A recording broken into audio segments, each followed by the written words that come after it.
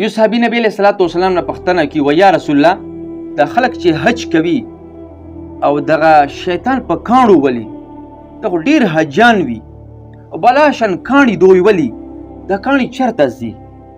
نو نبی علیه الصلاۃ والسلام ورته فرمایي چې د چا حج قبول شي دغه کاڼي فرشتي اوچتوي، ځکه دلته کاڼي نه وي، د فرشتي اوچتوي، الله پاک د خلکو حجونه قبلوي.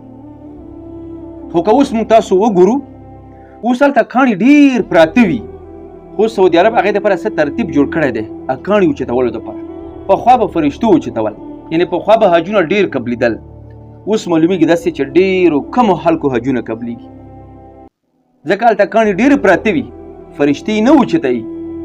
هر سړی حج ته ځي وایي زه الله قبول کړی زما حج قبول شو. نه صرف په لیدو سره دا مقصد نه دی چې به ستا حج قبول شو.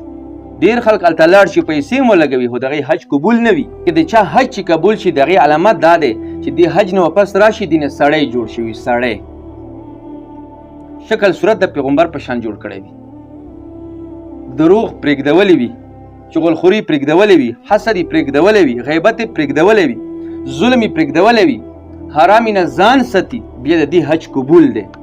او که دې حج ته لاړ شي واپس راشي څرنګې و هغه شانته دی، څنګه عادتونه چې مخکې و هغه شانته اوس وي، څرنګه شکل صورت چې مخکې و هغه شانته اوس دی، هسې تاو شوی دی. چا شکل صورت چې د سنتو خلاف وي هغې ته چې څوک حاجي صاحب وایي ما ته غوسه راځي، دې ته ته حاجي صاحب ولې وایي؟ که دا پر اختیار سره حاجي صاحب یې نو دې به شکل صورت د پیغمبر په شانته و، ځکه دې حج کړی دی، لوی فریضه یې ادا کړی دی.